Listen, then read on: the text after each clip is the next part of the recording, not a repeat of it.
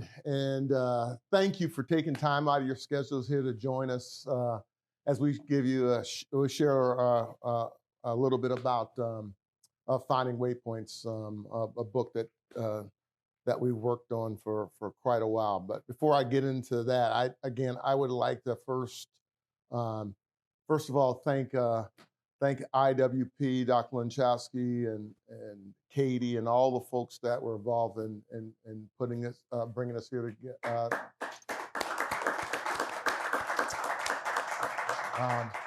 it is. I normally break out in the hives when I'm in the academic surroundings. I'm just kidding. But it's great to be home, and I thank you all for welcoming us back. And Kurt Bauer. Sir, thank you. It is humbling that for you to sponsor this, but you know, Kurt Bauer in his own right has you know, it's men like Kurt and their families, particularly our Vietnam as a Vietnam veteran, that ultimately paved the way for people like me to continue to serve, continue to be of value. You know, a lot of our ADA laws, our access, are for the wars that they fought after they came back, so that everyone could have a better life, not just veterans. And I think that's something that your generation, particularly the veterans, don't get a lot of credit for, but our veterans as a whole throughout our nation's history have been the ones that have paved the way for the greatest access in our disability community. So, Kurt, thank you, Kurt. Before we get into we don't have a thick of things, but what we'd like to do is really kind of share with you our book, give you some insights, the things that you won't necessarily glean from reading the book. We'll certainly answer any questions that you might have about it. But it's been a journey of 16 years, and I'm going to pass the floor to Terese with that segue there. I can tell a Kurt Bauer story. It's when I first met Kurt, I had met Greg just a little December 07. Yeah. I met you in September. Right. And I worked for what was then known as the Pentagon Channel, which no longer exists. It was part of AFN. I was a producer there. We did a daily show, and then later I did documentaries there. Don't blame me. I know it wasn't maybe the greatest television you've ever watched. But I did a show called Recon, which was their flagship documentary series. And I was assigned, happily, to go to Breckenridge, where there was a Wounded Warrior skiing event. And it was, at the time, it was USA Disabled Sports USA. So I had done my legwork leading up, and had arranged to have a snowmobile take us up the slope so that we would be able to get shots of the guys skiing, and, you know, from all angles. And we were like, well, I get there and no snowmobile to be found, nowhere. And I have a very cantankerous photographer with me, videographer. He's just angry. He's also suffering from altitude sickness, I think, and he's just was such a nightmare. So I'm dealing with Mr. Grumpy, and I can't get up the hill, and Mr. Grumpy saying, nice work, producer, you can't even get us into the story. And I said to Kirk, I had asked for a snowmobile, and I haven't seen one, and I can't get one. And he said, hold on a second.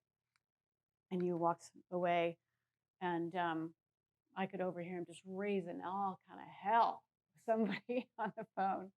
And it was not too long before we had our snowmobile, and we got to go up the hill and get some beautiful shots of all of you guys skiing up there. And as I was standing there is when I met Billy Denby, who was another amazing, wonderful advocate.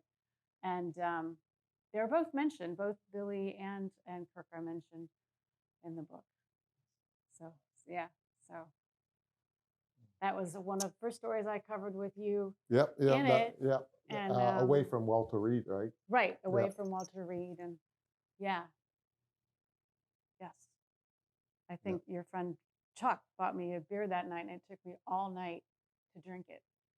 Took me a long time to live that down because the altitude. I just was tough out there. Anyway. So, I'm going to start with the cover photo. That was actually a self-portrait, not a selfie, a self-portrait.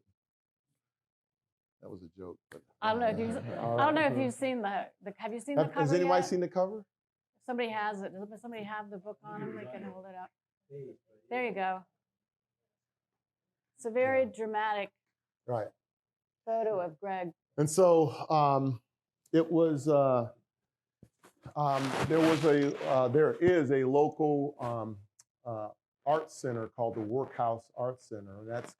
That in itself has some history. It's where the suffragettes were imprisoned or housed when they were arrested for fighting for the right to vote. And so, if you've never been there, I encourage you. It's a place rich in history, but it's now an art center. And they have some revolving space, and they had a veterans exhibit for veterans to enter their art, answering the question, how do veterans see themselves? And so my first attempts were these sort of classic, Ernest Hemingway self-portraits or whatever. They were all disasters. They were just horrible. And I actually began to maybe get a little frustrated and actually put it on the back burner because I wasn't coming up with anything that struck me. And one day I was playing around with a particular camera, and I realized that because it had such a wide field of view that I could get pretty close and capture my new body at a pretty close range. And my wife Kim suggested that that we do it in our backyard, and so I'm actually sitting at the top of the stairs of the walkout of our basement. And the camera's on a tripod. I had a cable release tied to it, and I took a bunch of pictures. And the one that the one that's on the cover was the one that I ended up blowing up and making. That was my entry into the exhibit, and I called it "Scarred Resilient" because I'm obviously scarred. There's nothing I can do to hide those scars. But I also felt resilient, and there's a little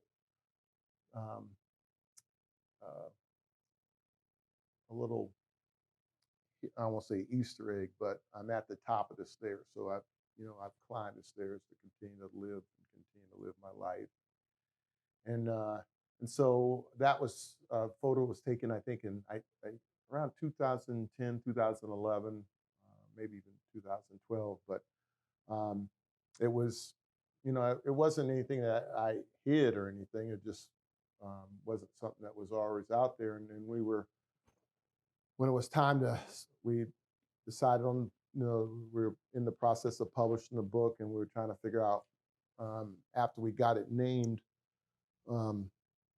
what's going to be the cover photo. And Terese had some ones that she thought were going to be prevalent or good candidates, and I had given her this photo here, and when she was sitting down with the publishers, they saw it and kind of. I'd sent them some from the Giants. Yep.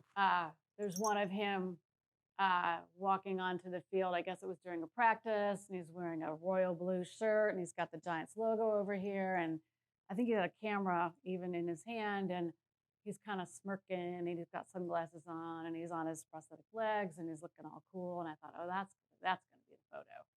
But I sent the publisher a few, and didn't know what he was going to select. It's up to him.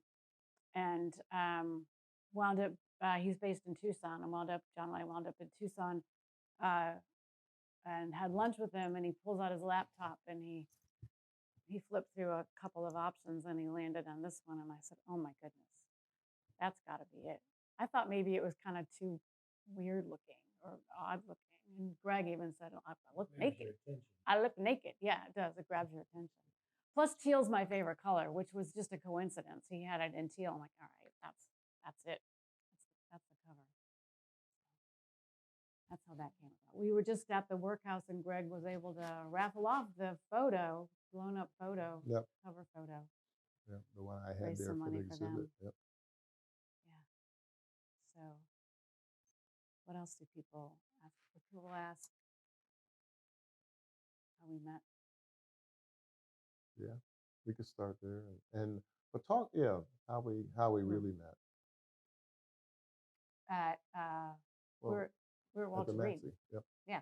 Right down the street. So the irony of a little bit of just sort of subliminal memories of this street, particularly 16th Street. It was the route that my wife drove me to Walter Reed for about 18 months as I was recovering. We were living on Fort Belvoir because we had kids that had to get in school. And so, after they went to school, she would drive me across the 14th Street Bridge and up 16th Street to Walter Reed every day. And so I literally, knowing about the Institute of World Politics, passed this building, twice a day. And then would end up, as Dr. Winchowski shared, would end up being able to do my Army War College Fellowship right here. So. Has anyone been up near the old Walter Reed? Oh my goodness! Well, I haven't seen it since it was changed. You haven't seen it since it's pretty much not there. I mean, the main, so the historic main hospital is there. In fact, our author photo is, we shot it there. Yep, in front of that building one. There was a fire there back there recently. Was it really? Probably people, vagrants or something. Because it's graffitied and asbestoed, and you can't go in. We talked the guy into opening the door for us so we could get some shots in there. But the hospital that Greg recovered in is completely gone. Leveled. And it's like a Whole Foods and condos and whatnot. If you had been there before, it's worth taking a drive. I was completely disoriented. I think the MATC someone said the MATC is still standing, but we couldn't get to it. I couldn't figure out. Anyway, the MATC is the Military Advanced Training Center, which was brand new when I met Greg. So I was, again, working at the Pentagon Channel, and one of my first assignments for them was to go cover the opening of this new rehab center. And it was 1 year to the day anniversary of the first part of the Washington Post series, which was real scandalous. I don't know if you remember that, but they published a series of articles extremely critical of Walter Reed. So 1 year later, this was kind of their answer to that series. They wanted to show what they had done to come back from that. So I, after a small kerfuffle with the desk, I wound up there, and there were a number of wounded military there demonstrating the different equipment, and Greg was learning to use his new prosthetic legs and was on a pulley. So he had on a harness, which had like a carabiner on the back, which was on a cable, and the cable was attached to the ceiling, and it went around a track. So he could walk on the track, but be supported the whole way around in case he fell, that he wouldn't just face plant, he would just partway fall. So I'm there with the same grumpy photographer. Luckily, he was in a much better mood. And he was rolling as Greg came walking by, and Greg fell right in front of me. kind of did this Pinocchio thing hanging on his cable. And I went like this to talk to him and said, and he looked up at me and he says, "Are you going to use that?" And I said, "Yeah." So he's like, he gets up and he gets himself put all back together and he stomps off. He goes, "Okay, I'm going to come by again. Do it right this time." And I said, "What?" And I thought, well, that's the moral of the story, right? They saw him fall. They're going to see him fall, but they're going to see him get back up and do it again, which he did. And then I was getting ready to go, and you're like, "Hey, what's your name?" And I said, "Terese." You go, "I'm Greg." And I had no idea of rank. I was brand new covering the military. I had covered politics in DC, did everything I could to stay away from the Pentagon. I didn't want to go in there. I didn't want to get all lost in there. I didn't know anything about the military. And I always say I didn't know much about the military and absolutely nothing about football. So I was the perfect person to write this book. Yeah.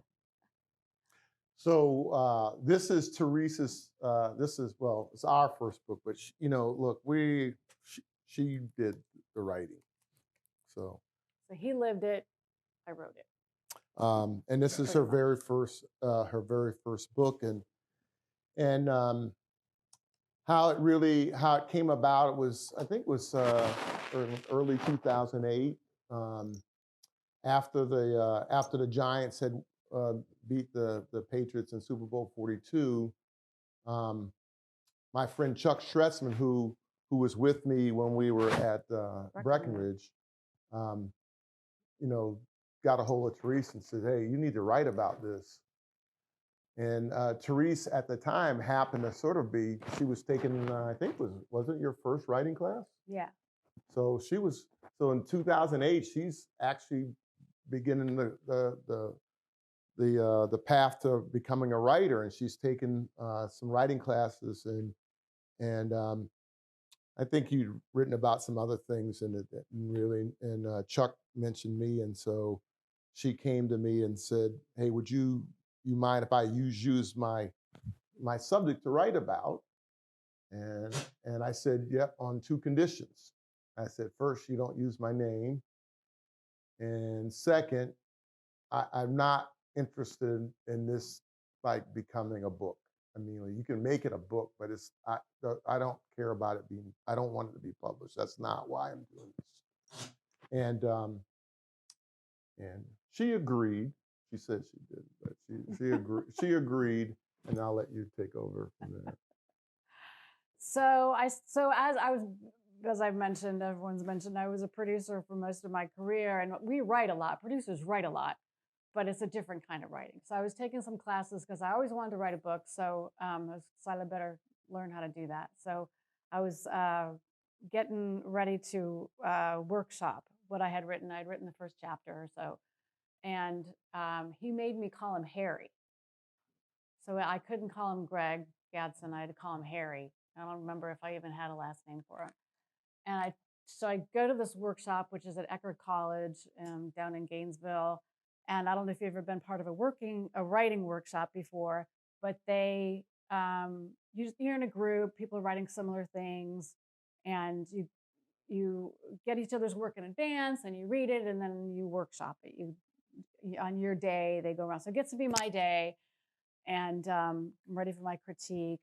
And this woman, part of our workshop, stands up and says, "This woman is a plagiarist. His name isn't Harry. His name is Greg Gadson. I Googled it and I know, and she's cheating." So as you can imagine, I had to talk my way out of that. It was pretty easy to talk my way out of that since I had the notes and probably pictures. Look, I know him. I know the guy. So that was kind of one little stumbling block on our way to publication. And after that, he let me use his real name. And obviously, I won on the publishing thing too. So how long did we work on that, and then we came to a stop to keep going with that? Came to a stop. Well, kind of the. I thought it was the end. Yeah. Yeah. So I didn't even know that he was talking to the Giants. He hadn't mentioned. We talk on the phone every once in a while, and we became friends. And but he didn't tell me anything about, hey, I'm going to go talk to the New York Giants. It didn't come up in conversation, I guess. So it was Chuck, his friend Chuck, called me up and said, hey, he's talking to the Giants. And so then, right, that's when I asked him if he would let me write the book. So I interview people who were in the Humvee with him, and I interview people about the movie, or not about his recovery, his doctors, his therapists, and Mike Sullivan from the Giants, and la la la la. And then they won the Super Bowl. The end. And I thought I was done. And Greg calls me up, I don't know, at some point. He's like, hey, I'm going to be in this movie. I'm like, movie schmovie. I'm done.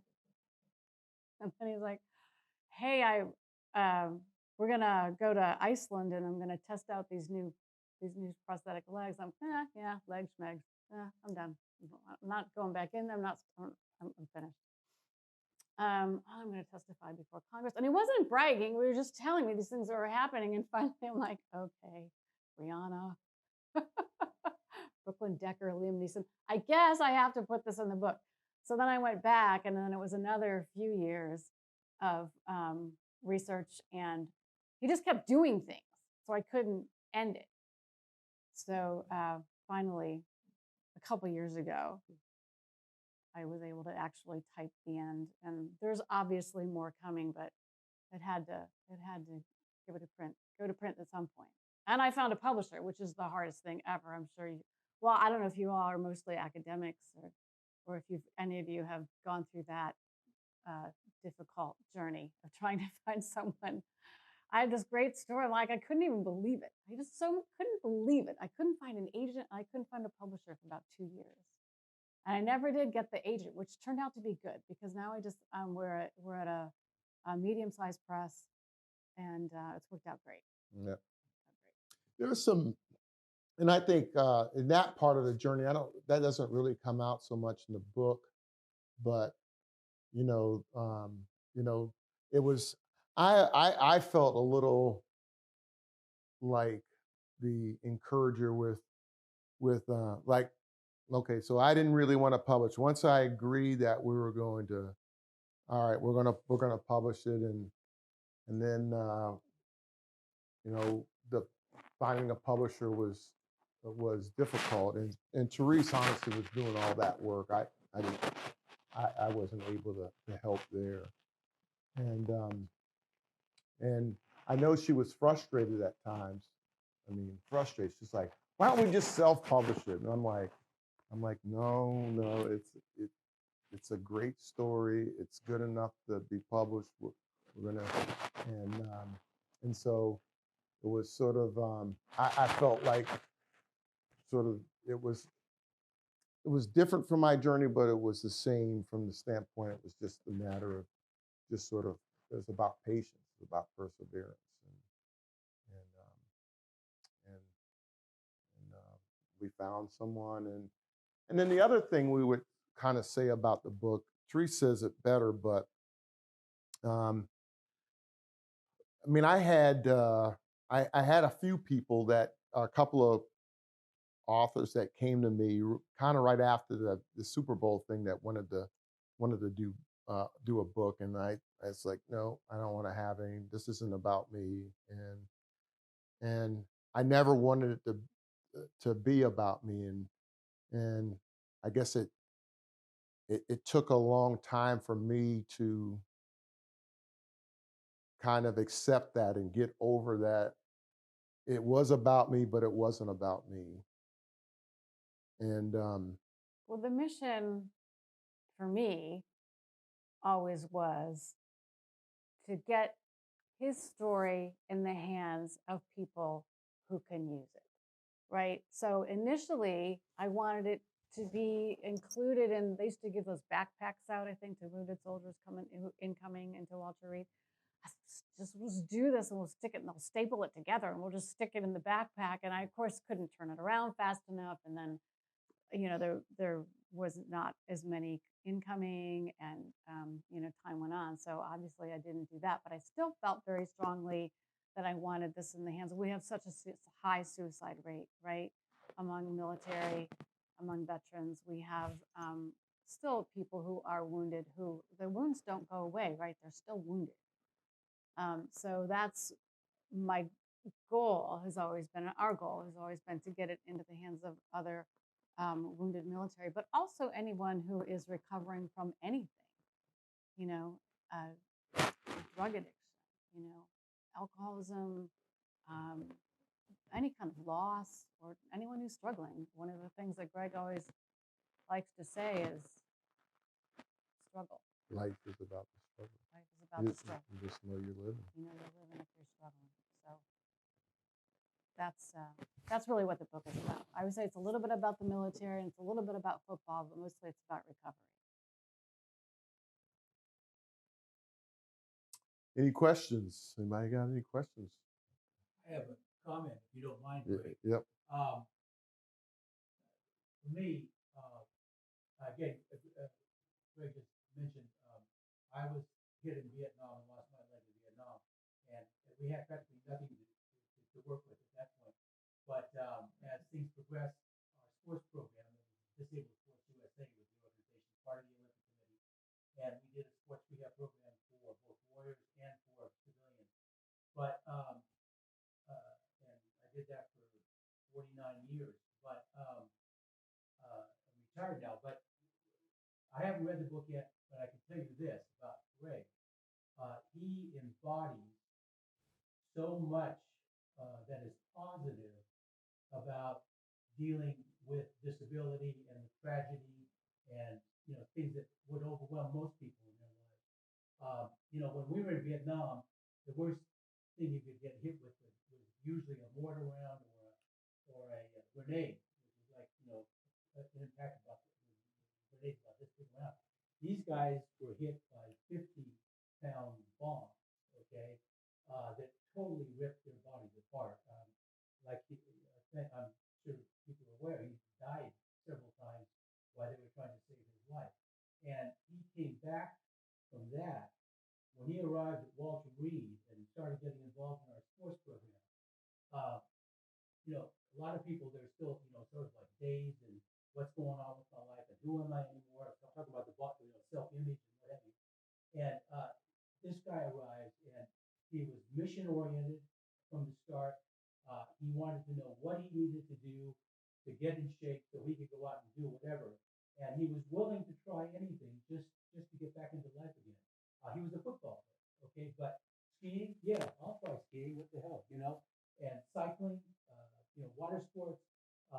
This guy just was driven, to make himself better, but also doing the work that needed to be done, to get in shape and to go on. And for us, he was an inspiration to so many of the wounded there in Walter Reed, because he had one of the worst injuries, and they saw him coming back, and there's no excuse for anybody else not to. So from that point of view, this shows what can be done if you really put your mind to it and really work at, dealing with the disability and moving on and getting back into life. But he also embodies, when I got hit, we all were mustered out. I mean, you're disabled, you're out of the Army. In his era, he was one of the guys that turned everything around. We now have a wounded warrior segment within the Army that tries to figure out ways to keep these people they train in the service and serving in the military. And he ended up commanding a base in Washington, D.C., one of the biggest in Washington, D.C. And that was an example of realizing the talents of people with disabilities and giving them the opportunity to perform regardless of what their disability is. And so you really embody a whole lot of stuff that I think is a really positive part of dealing with disability and moving on and becoming something in society. So I just want to thank you for your example and for inspiring so many other people, including myself, in this journey. Oh, thank you, Kurt. That means a lot. Thank you.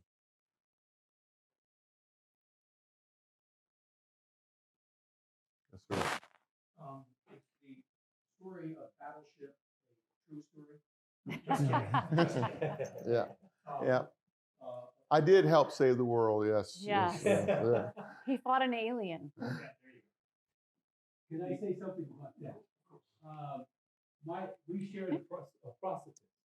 And Yep. so when they shipped Greg over to Mike do the Parker? filming in Hawaii, Oh, I didn't know my that. process went with it. So I would get all these stories back about what was going on. They basically originally had him scheduled for a little cameo appearance, just to kind of, a little bit of a family kind of thing, but just to do a cameo. And the guy did such a great job that they kept rewriting the script and putting more and more of him into the movie. And again, it's another example of this guy's talent. But that's the story we got from behind the scenes. Because the process had to be there the whole time in case something broke or what happened. So I should do it. So a close friend of mine was a psychiatrist during his time, and that was when all the guys. So the issues of being able to walk and all that is one thing, but how about the neurological injuries that you might suffer? Can you talk about that for me? Sure. I would say, and I've said this in the past, that your physical wounds, they heal relatively quickly to than your psychological, your emotional, mental wounds. They take a whole lot longer because you're having to reorganize your life on so many different levels. Um, and ultimately, I would say this: I and my family, we came to a point where there was only so far that we could go, that we could get ourselves, and it was absolutely the help of mental health professionals um, on an individual and sometimes on a group level that we needed to use, that we need to utilize to help us continue to move in a direction that was positive. Um,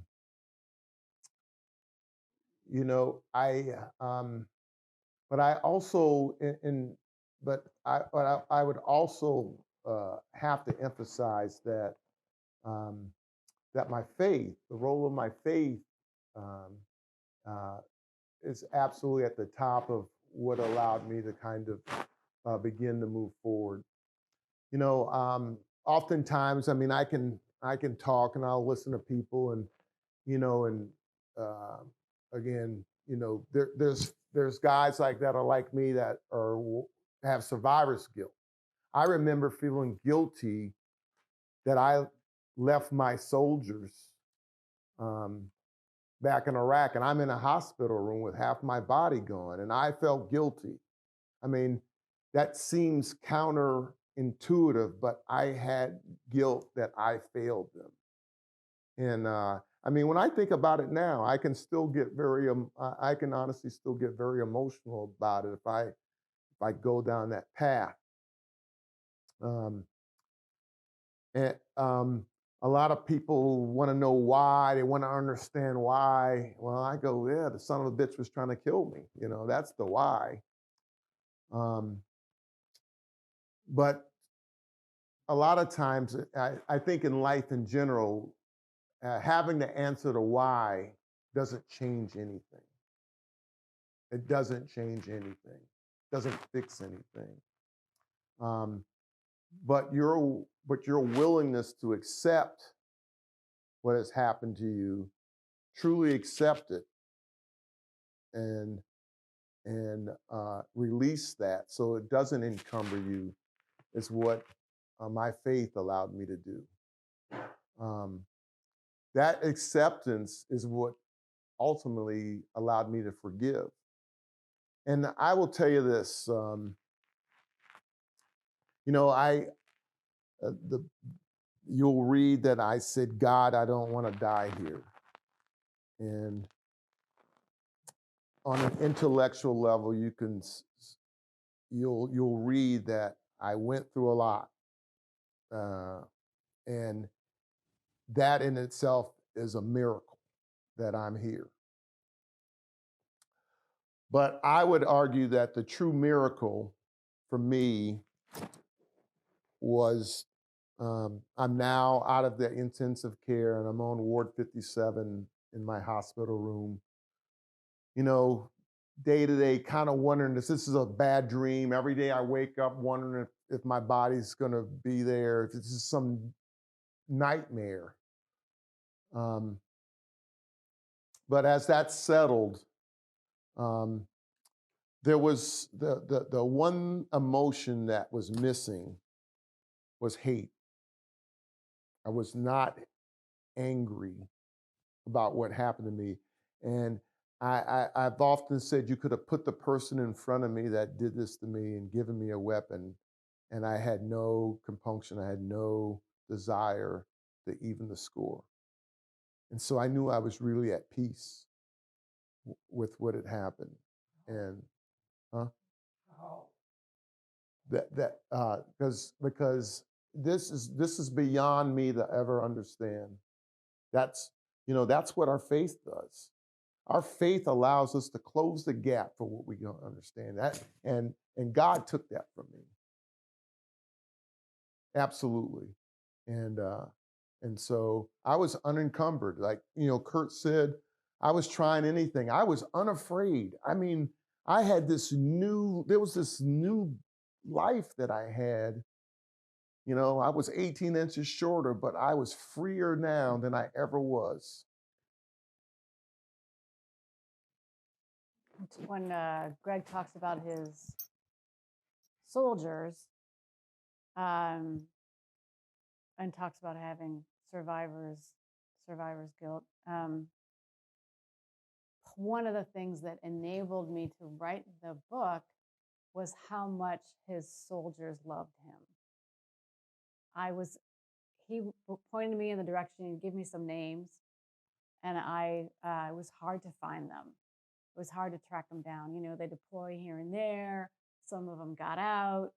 But I was able to find a couple of them who were in the Humvee. And all I had to do was say the name Greg Gadson, and they'd say, "Ma'am, how can I help you? Ma'am, how can I help you?" And same with his doctors and his therapists, everyone. Everyone is always wants to be super helpful. And one guy who was in the Humvee that blew up with Greg, he was the one who, once everyone realized, it took a few minutes for everyone to realize that, because he'd been blown out of the truck, so they saw he wasn't there, but they didn't know where he was. They thought maybe he'd run ahead, or so. Once they finally realized he was wounded, the guy who was next in command suddenly realized, oh gosh, this is my scene. I gotta get it together. I gotta establish a perimeter. I have to get this chaos that's happening here in order.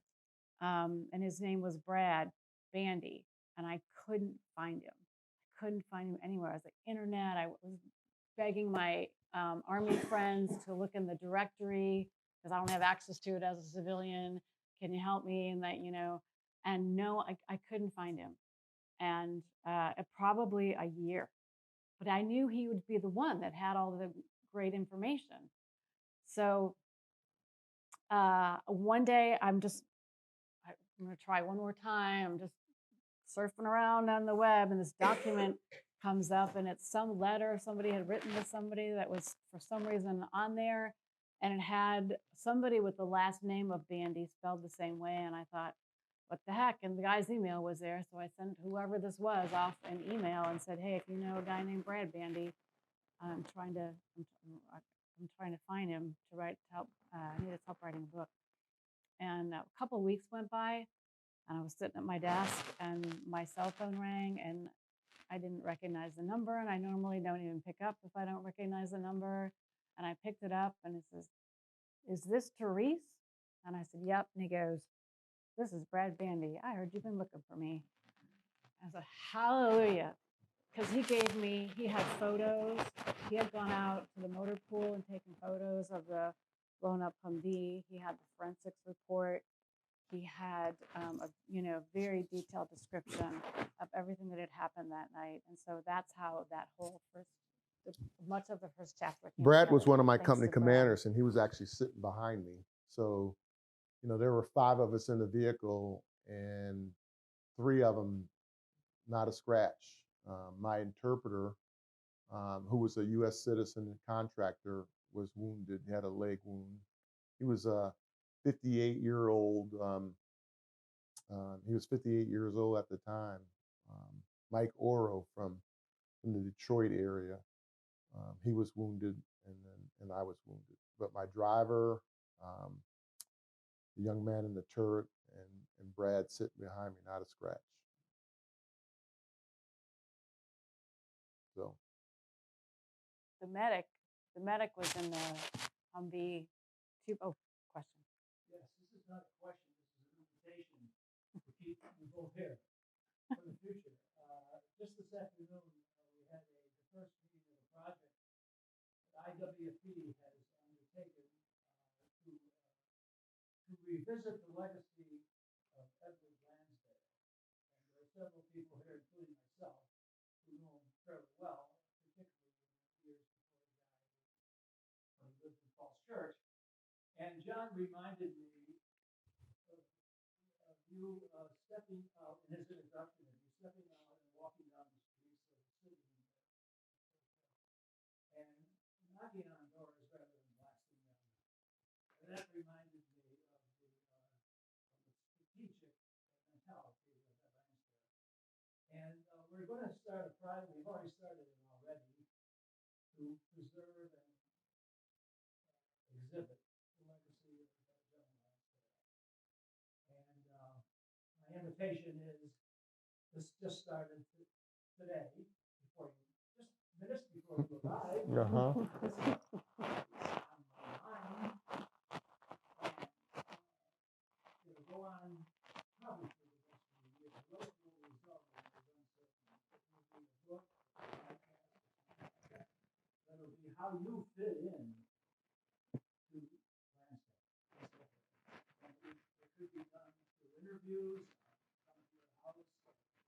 You can come here maybe tomorrow morning. Well, maybe I think. Yeah. But sure, no, I would. We can find a way to participate. We would like to have maybe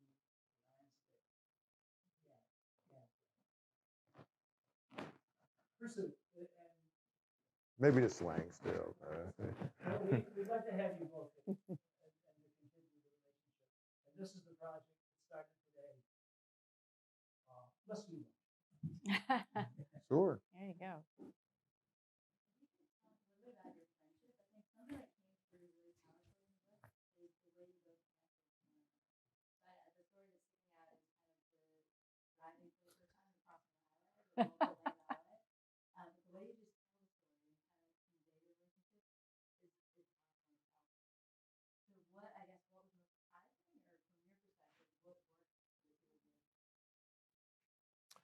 Well, I'll start. So, I think in a lot of, I don't know if I ever said it, but in some ways, I almost thought of Terese as like my sister. From this perspective, like I knew I could, it was just this amazing trust that I could say anything and talk about anything. And she might call me up and, she wants to make sure she's got something straight or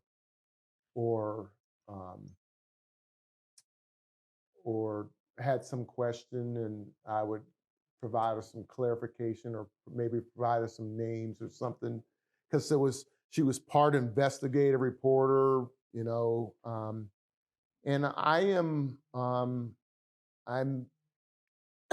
I'm unashamedly sharing my emotions around her. She's seen me, I think, didn't something happen in Breckenridge early on? I just started crying. I mean, it was just. You were showing Chuck. It's in the book. I don't want to, but you were showing Chuck. I had taken a break inside to warm up and to get Mr. Grumpy warmed up, and I saw him and Chuck sitting at a table taking a break talking, his best friend, Chuck Tretzman. And I went over and got 2 beers, brought him over, and I was just about to set him on the table, and I realized that Greg was in tears. I mean, just tears. And he was showing Chuck pictures of the Humvee. And Yeah. felt Yeah, good. it was still raw. It's still very emotional. I mean, I think for the first 18 months or 2 years, at some point during my active day, it was like a broken recording that would just it would be that explosion. You know, it didn't impact me, like it didn't make me sad or anything, but it would just happen like in unpredictable times. But one other thing I wanted to share was it was actually during the pandemic, and I decided at first I wanted to drive all the way across the country and back. I didn't make it all the way. I made it as far as Utah um, before I turned around. So I was on the road for 3 weeks. Um, 2 of the weeks were completely by myself, just traveling in my vehicle. And I tried to journal a little bit, and I wanted to share it with Terese. I wanted her to kind of um, I wanted her to be in my head, and I think one of the more profound things that I really wanted to share with her was I got out to Moab, Utah. I don't know if you've been to the Arches, and I was able to go to 2 of the parks, Canyonland and the Arches, and I'm my passion in life is my photography, and 99% of the time, I don't think about my injuries, or they just happen in stride, and um, they do what it is what it is. But when I got to Moab and there were places that I couldn't go, or at least go safely, I mean, I started to, you know, it was like this moment where I just said, this is part of the price I paid. And I started crying. I mean, I called Terese and wanted to share that with her. Like, I said, I had to share this to you. I don't know if you're going to use it. It didn't matter. Like when I talked to her, I didn't talk to her with the purpose of, I want this in the book or I don't. I just wanted her to feel me, to understand what I was going through. And, and she did an incredible job of just sort of taking me and processing it and putting it on paper. So One of the things that happened during COVID was that he had to stay grounded, right? He couldn't go get on an airplane because it was always hard to get a hold of. But during COVID, we could talk. We talked a few times a week, and he had not. that's when I finally read the book. Or Yeah, she read. Like I couldn't he get hadn't past read the chapter book. 3. It was And that'd chapter been 3 10 was years. just I was done. And So we read the book together. We got on Zoom, and about 3 times a week, we get like 8:30 in the morning. We'd read for an hour. And he would. So I wanted to make sure I wasn't getting anything wrong, and it'd be a good idea for him to know what was she in was trying there. to make sure I could read, but I wasn't sure. And yeah, and it was interesting because he didn't know some of the things that had happened because he was unconscious for the first 3 or 4 chapters, right? So he was unaware of some of it. So especially the first couple, that was pretty emotional. yeah. Get through those. And then the other thing that's really I'll touch on a little bit, super emotional, is just again um, how my soldiers felt about me. I mean, you don't go around leading people hoping. You just, yeah, I didn't, and it's overwhelming what comes across about how they felt about me. I have a little book at home uh, that my XO passed around the battalion for soldiers to leave me notes, you know, the first few days after I was wounded, and I have yet to be able to get through the first half dozen pages of that. So, so my bookshelf, and I know it's there, but it is it's too emotional. It is absolutely too emotional. They lined up to give blood, a lot of them, and I was never able to track that down for sure. I'm going to say with 75, 80% accuracy that they did that, but I never could figure it. I never could get it solved enough to put it in a book. John, here's a story. So the Iraqi soldiers, the leaders, the night they found out I was wounded, um, they endured some pretty significant indignities to get through security to uh, to come and see me, and they said that they'd never seen that before, and so you know you knew you reached. I mean, it's kind of a bad way to find out you reach people, but that was incredibly humbling. Yes, sir.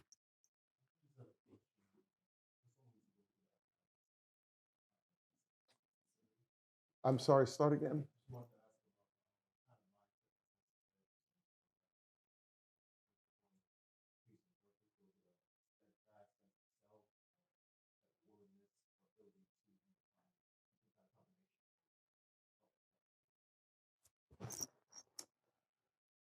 Um,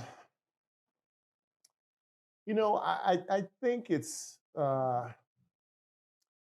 for me, it's probably a little less sophisticated in just this general appreciation that you have to go on. You have to go on. You know, I think about the men and women who didn't make it back. And I know every one of them would love a chance, you know, would have loved a chance to survive, would have loved a chance to live a life. And I just think it's my duty, it's my obligation to keep trying, to keep living. I mean, you know, I'm not sophisticated. Well, I need to, this is what I'm going to do or what I'm not. I didn't know. I just, but, but I held myself, I tried to hold myself accountable to live in my best life, live in my best opportunity. And you know, the crazy thing about this journey is that none of the great things that have happened are any that I imagined or ever thought of. They were all opportunities that I was willing to try. You know, Peter Burke called me up and said, "Hey, I'd like you to be." I was, in fact, I was here at IWP, and he called me up, and I'm like, Mikey, I just said, "Well, what do I got to lose?" I didn't even think anything was going to come of it. In fact, I never went to even do a screen. They wanted me to come out to LA to do a screen test, and I didn't go because I was like, I'm getting ready to go back to work full time. It's not going to happen. And so the director flies out, and I hate to admit this, but I do my screen test in Dan Snyder's office, Washington Redskins, and because he was friends with Dan Snyder, and he says, "Okay, you'll work out." I was like, "Oh boy, so how do I get out of this?" So, um, you know, if if I could if I could say to you what this book and part of it means to me is it's about us living our lives and being present. I mean, literally living our lives like this is the last day we have. Because that's really what I had to do. There wasn't any kind of blueprint. I mean, there wasn't any path to follow. All I could do was just get through a day. And that became my focus. I'm not going to worry about tomorrow. I'm just going to live today. And as things started to get better and started to prove, I go, this is working. I'm not going to worry about tomorrow. I'm going to keep living today. Greg also had a wonderful family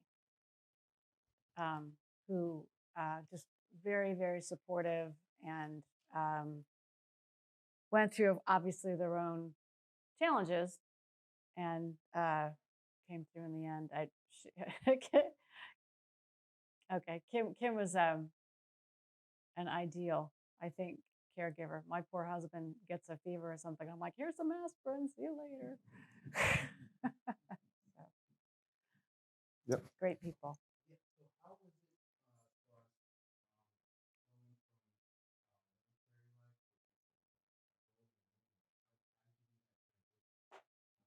Well, I was still in active duty when I did the movie. Yeah, I was still in active duty.